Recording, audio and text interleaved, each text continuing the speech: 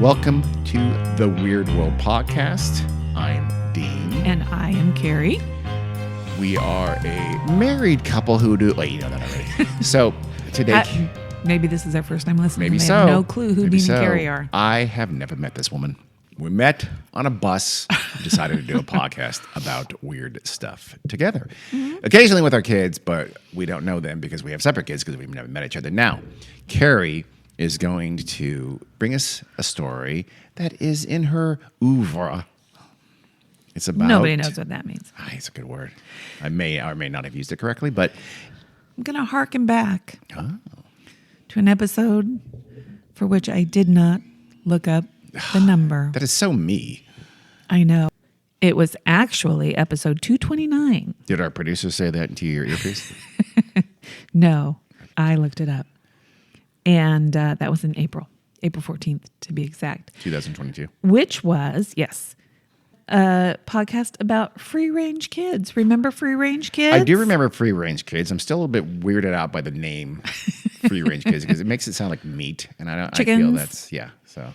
Well, it was kind of a little, it did have a little resurgence in the U.S. What do you mean? People talking about it. That lady wrote a book about it after she let her Mostly, 9-year-old. I believe, from our podcast, but let's choose to believe that. And the New York Times talked about it. Who got the idea from our podcast? No. Anyhow. Agree to disagree. I'm going to tell you another cute little story about some free-range kids. They weren't really free-range kids, but we're going to call them the Pony Boys. The Pony Boys. Which is super cute. Yeah, it is. Did they have actual names or they can't be named? They do. Their names are Tony and Jeff Whittemore. Okay. This is the spring of 1967. Oh, much more recent. They are 9 and 11 years old. And too young to be traveling by themselves, but go ahead. The school principal tells their mom that Tony, he's 11, the principal tells her Tony can't read a map. Where are they at? They are in Massachusetts. Needham, to be exact. Massachusetts. Which is near Boston. And Tony is 11. He's the 11-year-old. And he can't read a map. According to the school principal. Why would the school principal even know that? Exactly. Tony's mom doesn't really like that. And the next thing Lil Jeff knows, he's the 9-year-old brother, he gets called into the kitchen by his mom, and she asks him if he'd like to go to the World's Fair. He says, sure, I guess. He didn't even know what it was. Well, she asked him this because Tony had decided that he wanted to go to the World's Fair. He had heard about it. It was in Montreal. This is, I guess, why the baseball team is called the Montreal Expos. Exactly why they're called the Expos. Were called the Expos. They're now the Washington Nationals. They're no longer in Montreal. Sadly. Are there There's no Montreal Expos There's no Montreal anymore? Major League Baseball team any longer, no. Dang it. Well, Tony wanted to go to the Expo. The Whittemore family had 5 children and the 2 parents, and the mom realized they just couldn't afford a trip like that. That would be expensive. Montreal, I'm guessing it's an expensive city. And Tony's mom was not one. Tony said when he got an idea, he just had a hard time letting go of it. Yeah. And he had this idea that he wanted to go to the Montreal Expo. And his mom was the kind of mom who really believed in letting her kids have adventures and learn by doing things. There's a fine line between that and borderline child abuse. But she sounds like a real fun mom. Okay. Who allowed them to do a lot of stuff that they wanted to do. Like drugs and hanging out with criminals. Well, I get the feeling that all 5 kids turned out very well. And they had a pet Shetland pony named King. And so they thought, well, Tony and his little brother Jeff could take their little Shetland pony, pulling a little pony cart from Needham, Massachusetts to Montreal. They're going to take a Shetland pony from Massachusetts to Montreal. Through, I'm thinking like Maine or New York or something like that. I don't know what their route was. It was about 350 miles. Jesus. And it was really their only option. Was it? There's another option, not to go. They thought it was great. Like I said, their mom was very supportive of their adventures. Their father, who they described as square, Okay. I would describe as sane. wasn't really of the same responsible mindset as mom. But, it sounds like mom got her way. Anyway, when it came to the kids. King was their 10-year-old Shetland pony. Like I said, he was the family pet that the kids had used to help them deliver newspapers and stuff like that. That sounds cruel, but So they had to start preparing for their trip. Their mom did help in that regard. They had to start by preparing King and learning how to take care of him, brush him, do his hooves and, feed him and all that kind of stuff. they trained for 6 months, like a boxer. They took him on the road. They drove a car really slow, and King had a jog next to them, and in like sweats and a towel. He's sweating it out. Well, they had to learn how Speed to bag. take care of him all by themselves. Their mom got their tent ready. And Was there a montage involved in the training of the Shetland pony? I'm No. assuming. Can we do a montage of that? Sure. Play Walking on Sunshine. And she helped get their cart in order, putting a basket under the seat to hold their clothes and stuff. AAA, the travel service at the time, gave them maps, and they learned how to read them and how to figure out their route. And didn't stop this 9, 11-year-old. It's like, what are you doing with those maps? You're by yourself with a pony. Okay. Their mom wrote letters ahead to all the townships that they would be passing through and asked them to be on the lookout for the boys. Please arrest your pedophiles for just a couple of days. So on the 4th of July, there was going to be a big 4th of July parade in downtown Needham, and they were going to ride their pony cart in the parade and then go back home, pack up the cart, and head out the next day So for Montreal. The whole town knew this was happening. Mm-hmm. They are in tremendous danger. He's waited. Some scumbag knows he has 2 9/11s by themselves that night, or maybe the next night, and simply followed their route, which I assume they told everyone about. It was a simpler time, Gene. No, it really wasn't. This is 1967. Terrible things happen to kids doing this. Well, there are pictures, and we'll post pictures, but there are pictures of the boys on their little pony cart wearing orange vests over their shirts and what looked to me like fishing hats, but later they call them straw hats. So I'm not sure. They look like bucket fishing hats. Bucket fishing hats? Bucket hat. Do you know what a bucket hat is? It's made out of canvas. You put lures on them. That's what it looks like to me. Okay. But later Jeff calls it a straw hat, so I'm not entirely sure. Jeff is, but I'll take your word for it. He's friend of yours, I guess. And they've got a handmade sign on the back of the seat of the cart that said, Expo or Bust, 1967. Free kids is what they said. It's take one, take 2. Both boys said they never even considered that the trip could be dangerous. They were 9 and 11. Yes, there they were were. adults involved who should have known that. The first day, there was a torrential rainstorm, and it poured rain. And that's when Jeff says, soaked their straw hats. Oh, I thought you were saying Jeff was out. He went home immediately. No. They said Tony was on his own. the rain didn't last long. And when the sun came out, it was a gorgeous day. Oh. The second day, they were at a very hilly part of their trip. And they would even have to walk the cart on, going up the hills Shetland for pony can poor handle little it. King. So are they sitting in the cart that the Shetland pony is pulling? Yeah. What kind of cart is it? It's like a little 2-wheeled cart. like a red flyer wagon. No. I'll show you a cart. picture. Okay. Huh. Oh, Just like imagine like a little horse cart kind of thing. Okay. Yeah. Got it. I was thinking a wagon for some reason this whole time. No. It's a pony cart. Okay. So around this, and King could only go about 5 miles an hour. Wow, so they're King's going a pretty slow. Slow-ass Shetland pony. So I don't think King trained enough. I don't think he just trained seriously enough. well, at this point, they kind of notice a car is following them. There you go. This is what I expected to happen. They did get a little scared, and they were like talking to each other, like saying, "Don't turn around, don't look, try not to look, don't turn around." It was a windowless Be cool. van. So when they did get to an area where there were a lot of people around and they felt safer, Tony decided to stop the cart and go back and ask those dudes in the car what they were doing. You guys wanna Why smoke were they some following them? Turned out to be a reporter and a photographer. You think they'd say something, not to scare the shit out of these small children. I know.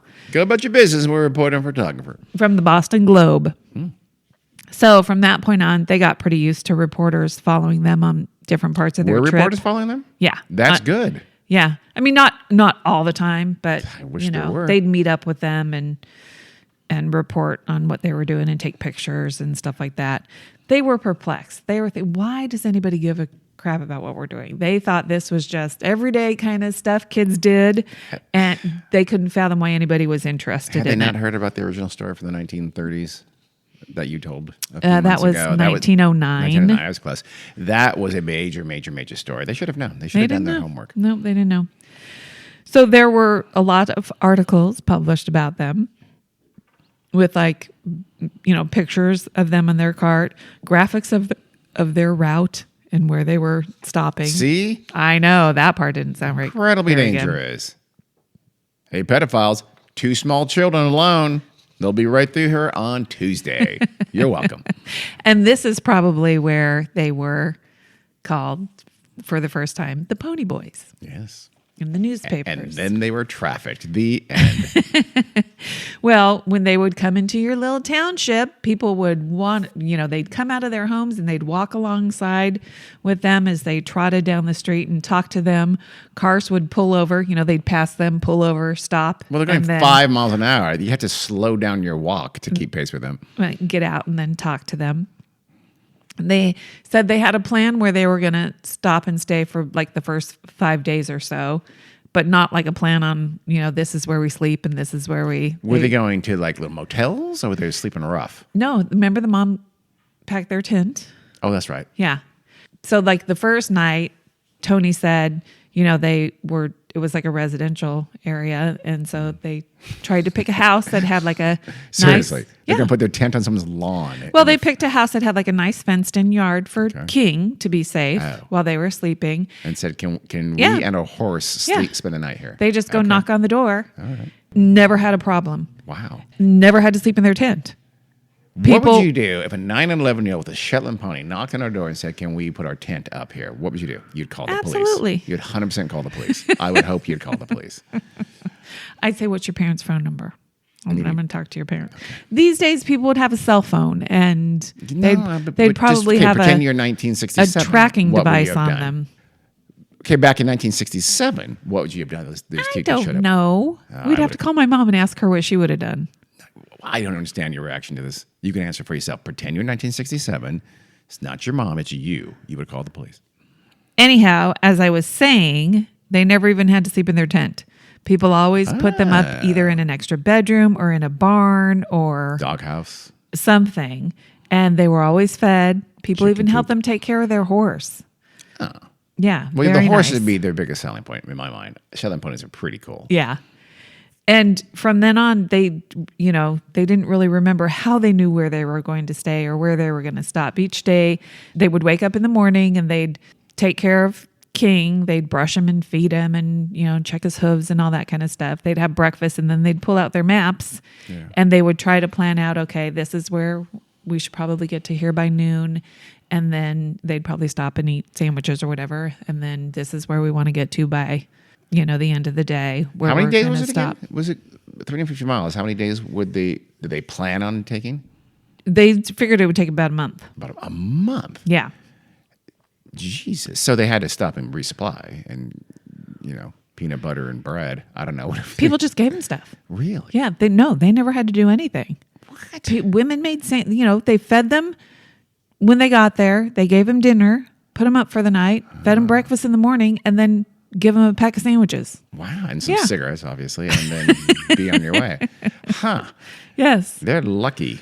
Yeah. People were very nice. They were very nice. And, also, obviously, they must have planned it this way, the route, but it makes you realize there are lots of little towns. Yeah. All over the place in this part of the country. Yeah. So it's not a super well-populated part of the country, but still there's little towns almost everywhere because 5 miles an hour doesn't get you that far in a day. Yeah. Which is why it So, took 30 27 days to Okay. go. 27 days, okay. I think it was 27 days, yeah. So Jeff says he thinks he wore the same thing every day. He doesn't remember ever changing clothes. So they were stinky. But like I said, their mom put the basket under the seat of the cart for clothes. So she did pack stuff, but it's just like, how you're a kid and you don't really remember. 27 days? I know. No, He says he thinks he wore the same thing every day. And by the end of the trip, neither one of them even had their sneakers anymore. What were they wearing? So they were barefoot. Yes. Good Lord. Yes. Remember walking around barefoot on hot ass asphalt when you were a kid? It's like, no. Yeah. Nowadays, Well, their sister Wendy said back at home, they started getting phone calls, regular phone calls from people who were either very supportive or very disapproving. Yeah. And I wouldn't call anybody, but I would quietly to myself be very disapproving. yes, you would. Some were super nice, and others were probably saying pretty rude things. Same thing with letters. They were started getting letters. Some were positive, some were very negative. The newspapers obviously didn't. I don't know why I say obviously, because back in the day, the newspapers used to publish your address when they were writing about you. I don't think this far anymore. But yeah, it's always amazing to see from the 1920s. Bob Johnson, a witness. He lives at 405 West 5th Street. It's like, no, you just doxed him. Well, they didn't publish their address, so people would just address the letters to the parents of Tony and Jeff, who are on their way to Expo in Needham, Massachusetts, and they would get to them. So some would write that they really liked what the kids were doing. They thought it was nifty. Nifty. Sure, that's the word they used. Sometimes they would even include $1 or $2 to help pay for expenses. Sure. There was Splurge one at Denny's. Yeah, one person sent a check for $10. $10. In 1967, that's worth $4,000 in today's money. I don't think so. They also got, of course, the negative letters from people who thought the parents should be arrested and put in jail. So wait, the kids got those or the parents got The those? parents. Okay. They were addressed to the parents of the boys. I knew. Okay. People thought the parents should be arrested and put in jail. Were the kids in any contact with their parents? Were they able to make a phone call from some of these houses that put them up, I imagine? I would think? I don't know if they did or not, to be honest. And, thought that the state should get involved and remove the boys from the home. One letter said, "You must be insane!" ! I feel like there was 3 exclamation points. In that. Probably. Some letter writers also thought they were being cruel to King, and he was being abused. It's crossed my mind.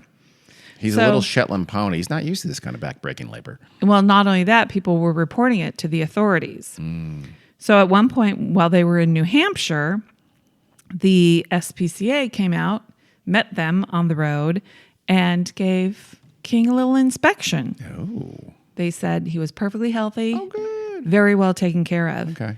He was actually a breed of pony that was bred to drag up carts of coal from the mines. Wow. So this was actually luxury Yes, for this him. was easy for him. Yeah. They were not heavy. He wanted to do this. Yeah. He wanted to be owned by humans. Carrie, do you know who you sound like now? He was very strong and hardy. And he was, like I said, he was their pet. He loved them. He was great. Their sister said he was probably the adult on the trip, taking care of the kids. You kind of sound a little bit like Driving Miss Daisy's screenwriter at this point. I'm just reporting what they said. So, of course, this was pre-Walkman days. I guess they didn't even have... not by much for Walkman, though, I don't think. Oh, Walkman was mid... Oh, wait. No, it was more than late Mid-80s. 70s, I thought. Walkman? I have no idea. Not mid-80s. I thought it was the early Yeah, 80s, late 70s. So yeah. this is, I forgot. This is, for some reason I had in my head, this is 1977. This is 1967. Yeah, it was course, so, very early 80s. They could have had a transistor radio with gigantic That's what I was going to batteries. say. They could have had a transistor radio, but they didn't. Oh. They just had each other to talk to for entertainment. As they started getting closer to the border in Canada, they were talking to each other about, gee, I wonder if it's going to be hard for us to get over the border. We don't have any money, No, and they can't speak French. they don't have a plan on where they're going to stay once they get Jeez. there. Yeah, that might be They wrong. were just headed to the expo.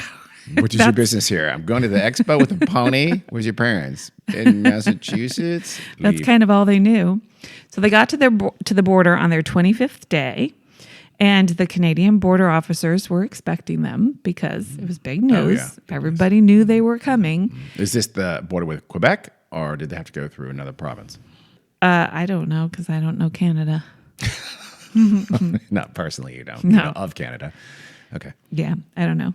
the border officers couldn't just let them through because they couldn't answer the questions correctly, like, where are you going to stay tonight? You've been to Canada. I have not been to Canada. You flew to Canada, though, right? No. Oh, you do? Okay, so is it the border inspection? You don't need any, well, nowadays I guess you do, but back then you wouldn't have needed any kind of like a... You don't need a passport. No. No. It was like Mexico previously. They just, you got any fruit? And they wave you on through. Yeah. I think when we went, we might have needed birth certificates or something. I vaguely remember. Or just a couple of loonies, if you know what I'm saying. They're corrupt. No, kidding. We took a ferry. Just kidding, Canada. Took a ferry, okay. Yeah. So, but honestly, I have no recollection of border anything. Okay. So anyway, they were asked where they were staying and they didn't have an answer. So they were held up for We're staying in Canada. for about 2 hours until their mom showed up. Their mom showed up? Yep. Oh, that was a surprise. I think they might have called their mom. Which got the there border 2 hours? Patrol. Yeah. Okay, that doesn't make sense. Or, well, this makes me believe That she was already there. or she planned was it. she was She'd have to be already there if she's there in 2 hours. or she was somewhere along the route. Oh, she's secretly following them the entire time in her station wagon that they should have easily recognized. I don't know if she was, but clearly she planned on being near the border. Yeah, she had to be within 2 hours. Yeah. And that's a lot less than 350 miles. Yeah, So. she probably had an idea. So they thought, that their mom had nothing to do with their trip once they left home. They had no idea that she had any idea where they were or what they were doing. Afterwards, they realized she probably was more involved than they thought. She probably was keeping some sort of track of them. Yeah. So all those naysayers saying she belongs in jail. So 2 days later, she might still belong in jail, but for very different reasons. their 27th day, they make it to the expo. She was actually heroin mule. Little known fact. That's true. There were people waiting for them, cheering them on. They were greeted by the RCMP, a Royal Canadian Mounted Police. I'm assuming riding moose as they do in their red uniforms and the big hat. No, he was in a red uniform and a big hat on a big horse. He was on a horse? Yep. Oh, neat. And King got real excited when that big horse started plopping up to them. They were asked by tons of people for autographs. They were basically treated like celebrities. And then they were ushered into a room with all the international press wanting to interview them. So here, imagine a little 9-year-old and 11-year-old and all the cameras and microphones and the whole would be media bank shouting questions at them. Yeah. Tony, Jeff. Yep. Jeff said he was silent the whole time and that Tony handled all of the questions. Was Tony the older one? I forget. Yeah. He couldn't read maps because the principal knew. Tony was the older one who learned how to read maps very well, I would say, because he got them to Montreal. So later, the newspapers all reported that Jeff was very shy because he didn't answer any questions. He was also 9. They were given the VIP treatment. They were taken everywhere. Jeff later had to ask, the 9-year-old had to ask his mom what a VIP was because he was told he was a VIP and didn't know what it was. Tony said he thought the expo was a hoot and it was way better than he expected. They had lots of fun. They got to spend a few days going around all the exhibits and do special things that other people didn't get to do. There was some car that, like he said, it was cut in half and the whole thing exploded open. Like it opened up and they got to go sit inside of it. Huh. Yeah. I'm not gonna lie. I'm not 1,000,000% sure what you do at expos and what they're for, what they're supposed to do. Is it just is it Don't they have commerce and I think so. products and this is The home of the future. And, things like that. Yeah. Okay. Or there's like probably here's the great potato grown in Ontario. This potato. There's probably lots of great food. They probably like plenty of rides and stuff. A lot of deep fried Coke. Fried funnel cake. They threw up a lot. There's a picture that I saw that had what looked like a Disneyland People Mover. Like the raised. Yeah. Wasn't there a monorail at one Monorail. World Expo and stuff like that? I think there was. All that that would be pretty cool. Yeah, there was. Was this the one? No, it was earlier. There at a New York Expo, there was a house built for nuclear war. They built it 15 feet below, like 15 feet of cement. And it was like 12,000 square feet. It had 10 rooms. It was huge. It had like a big window with a fake garden scenery outside. Yeah. It was like, this is the house of the future to when we're going to get bombed. Right. Kind of a thing. And it supposedly, No one knows what happened to it. Yeah. The builder of it didn't demolish it, so there may still be a 12,000 square foot underground house somewhere in New York built for its expo. I forget which year, 1950s, I want to say, but or early 60s, something like that. Huh. So this expo, they go there and they eat a lot of funnel cake, and they see a lot of boring exhibitions, and then they see a monorail. They didn't think it was boring. Remember, Tony said it was a hoot. Okay, all right. Well, they were 9/11. Well, Jeff, the 9-year-old, said he thought it was fun, but he really thought the real adventure was the ride there. He's right. Getting there. How'd they get home, you might wonder? Airplane. That's all. Well, there was a family in Montreal, or right outside of Montreal, I think. They lived on a farm, and they were allowed to stay there. And they rigged their dump truck into, I guess, some sort of thing so that it could carry King home. Oh. So they drove King and Tony. But not Jeff. No, Tony got to ride behind and became a Canadian citizen, as a matter of fact. Tony got to ride in the back with King of the dump truck. It probably took him 6 hours to get home, to drive 350 miles in a truck. Yeah. And not 27 days. Good Lord. Jeff actually got to fly in an airplane for the first time in his life. Wait, because how are they separated like that? A bank had heard about this whole little expedition, and they decided to sponsor the whole family to go to the expo. Oh, that's so the nice. rest of the family got to go to Montreal. They paid for them and everything, and then they paid for them to fly back home. The Bank of Quebec? I don't know. I don't know if it was don't know if that's a thing. Could have been a Massachusetts bank. I don't know. Okay. After they got home, they were celebrities. Yeah. Tony even got to appear on an episode of To Tell the Truth.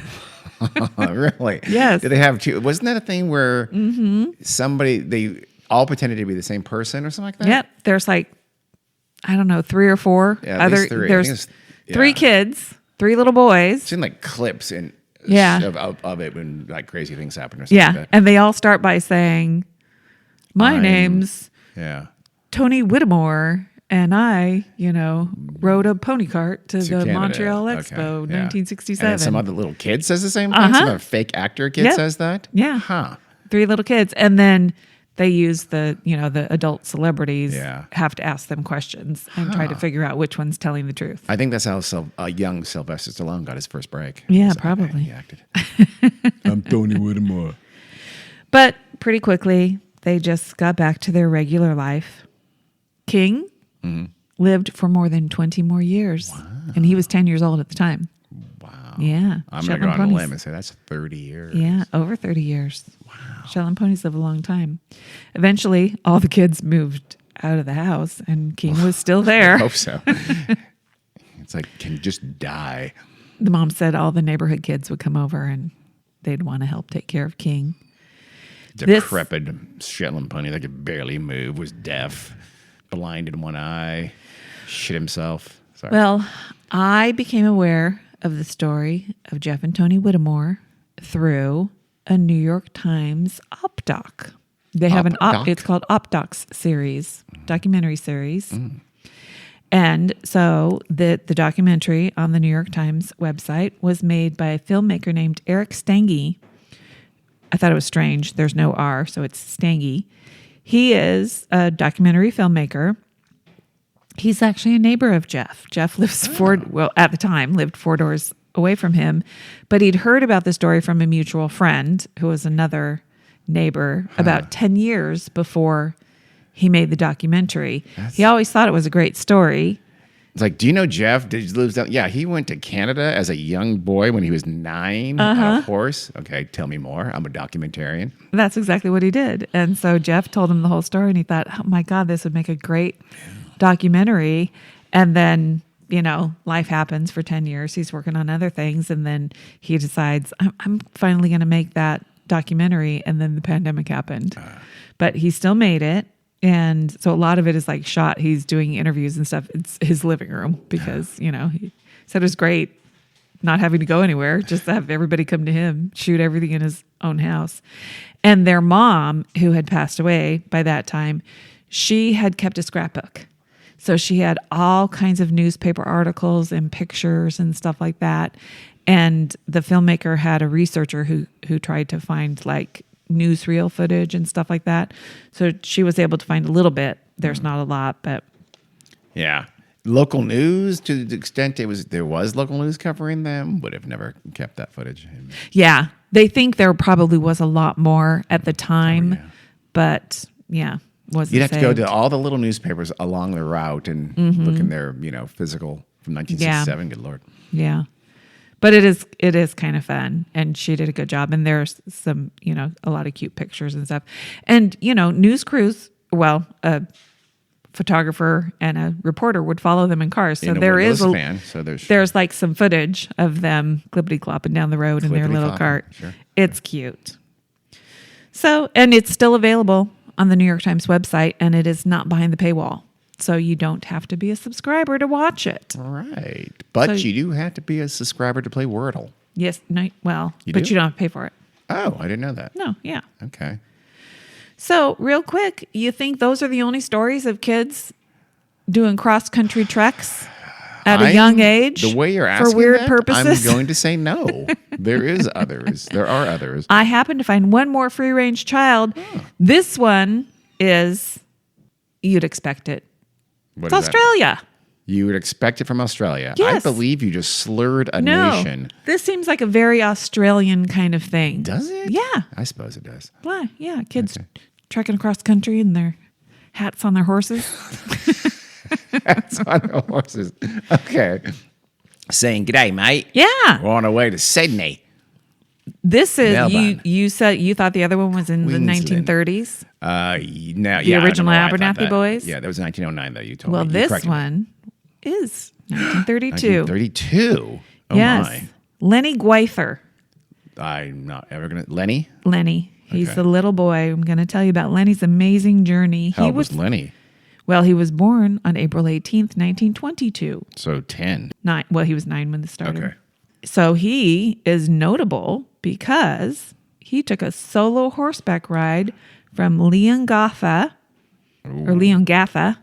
in Wirral Shire, Victoria. I feel like you're mangling that, but Okay, Woorayl, I'll go with whatever you just said. Wirral Shire. It's in Victoria. It'll be Rossshire. Victoria, okay. He wanted to go down to the southeast, I think. I don't know, but he wanted to go to Sydney Okay.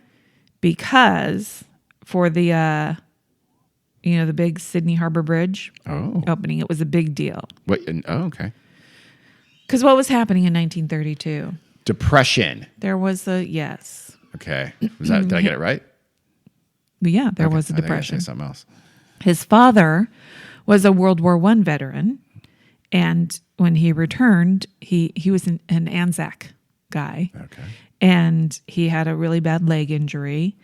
And while he was gone, little Lennie was just a little kid, but he had to basically run the family farm. Oh my. Yeah, and when his dad came back, he was injured, so Lennie had to keep.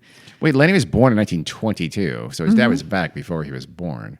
So, because World War I ended in 1918. Yeah, I don't know. It says in his absence. A little I don't confusing. know. It'd take a long time coming back from the war. I think I'll stay here a while. Well, maybe accent. maybe his father had to go away because of his injury and get treatment and stuff. Sure, for and then at come back. least for a long time. Well, yeah. Come back, impregnate his wife, leave again. No, I don't think it was the whole entire time. Well, let's never mind the timeline. It doesn't matter. But anyway, Lennie had a lot of responsibility on the family farm. And his parents, their names were Claire and Leo, saw what a hard worker he was and how dedicated he was. So when he said he really wanted to go to Sydney all by himself. So he said, literally, I want to go by myself. I Yeah. don't want you to take me or come with me. Yeah. Wow. To witness the opening of the Harbor Bridge because little Lennie also had a horse. Yeah. His trusty horse was named Ginger Mick. Ginger Mick. And this horse was born on the same day as Lennie and was given to Lennie as a gift by his grandfather when he was 2 years old. Oh. So they had, I'm imagining they had a very special little boy horse relationship. Okay. The less said about that, the better. Dean, you got to make everything gross. No, the way you... Okay. Well, at this time, Boy-horse relationship. 19 What am I supposed to do about it? a boy and his horse, like a boy and his dog. It's ruined sweet and heartwarming. Okay. It's the subject of a Disney movie. I can't believe there hasn't been a Disney movie made about these things. It probably has. So anyway, at the time, because of the Depression and such, the building of the the Sydney Harbor Bridge. It's now actually the Disney Harbor, sponsored by Yeah, Disney. I wouldn't be surprised.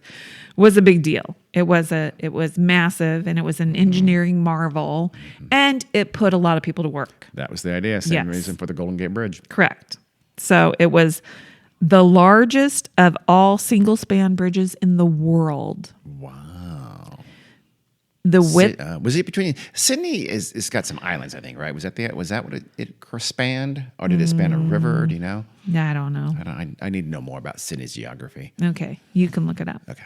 But anyway, the bridge was so wide it allowed for 6 lanes of traffic, as well as Horse train lane. and tram lines. Wow. Yeah, that's a big It's bridge. a big ass bridge. I don't like those kinds of bridges. Let's go to Sydney just to go yeah. across that bridge with you on Valium.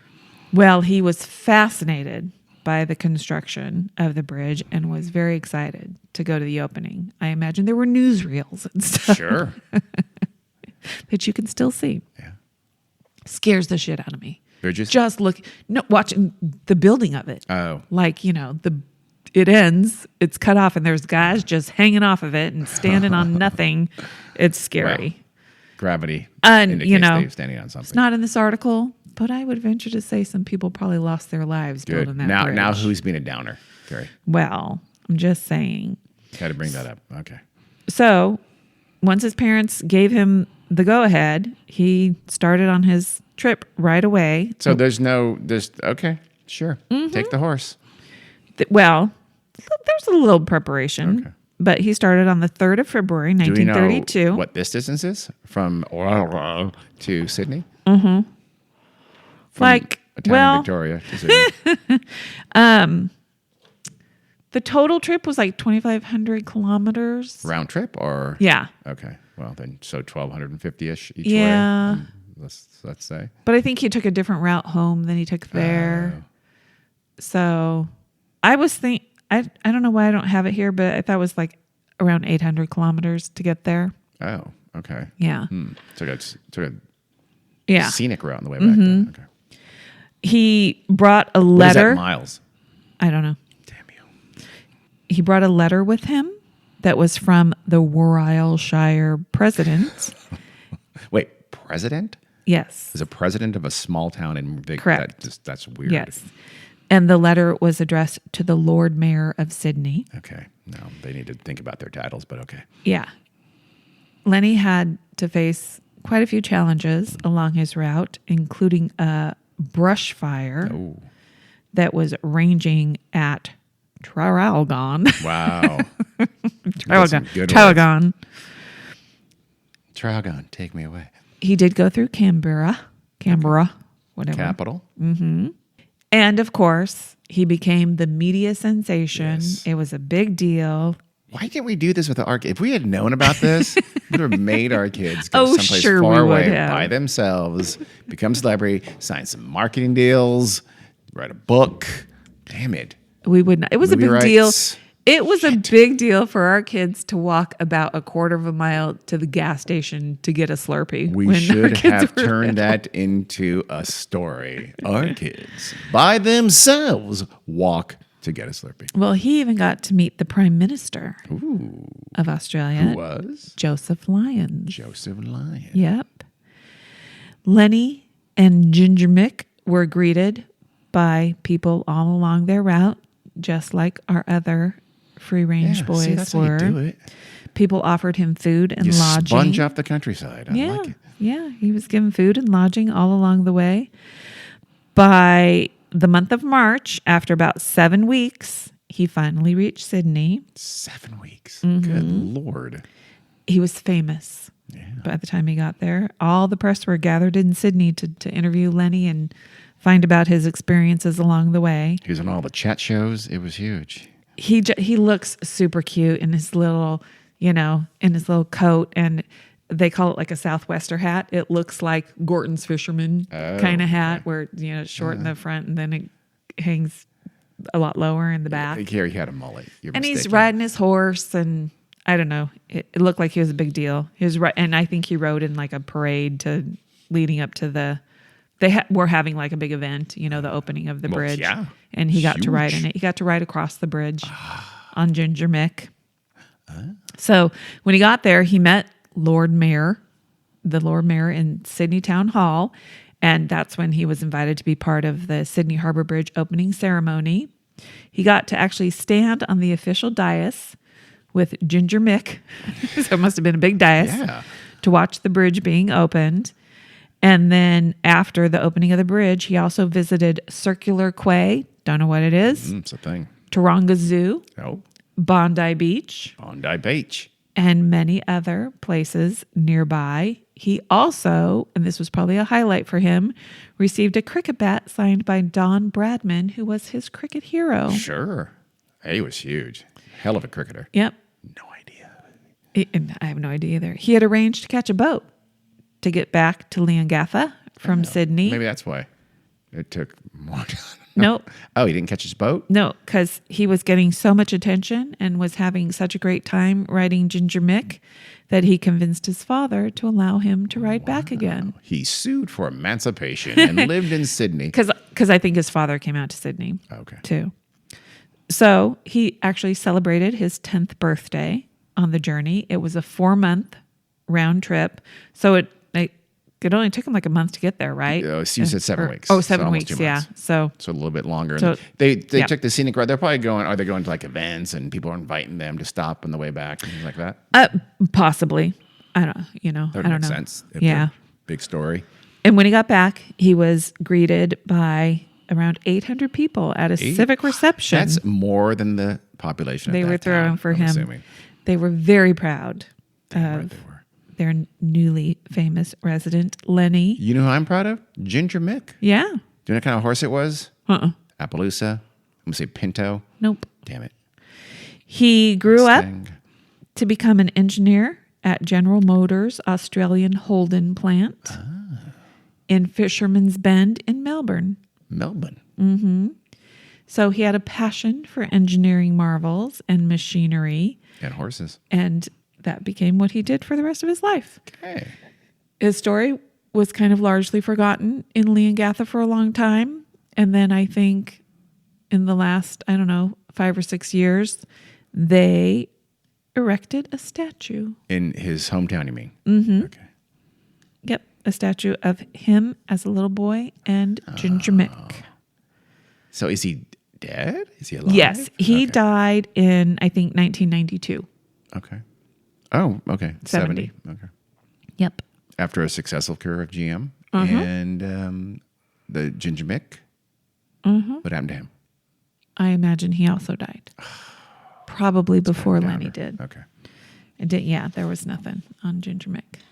Cute little Australian boy story. Yes. Next week, Kara will have 4 more free-range kids stories, but they're called refugees. I think we'll be done with the free-range kids. Okay. But I thought that was fun. That was fun. I had not heard about any of these stories. Of course you haven't. No. Well, okay. But no, they're interesting. I bet you will find more. If you find more, just tell me about it in private. I probably will. Okay.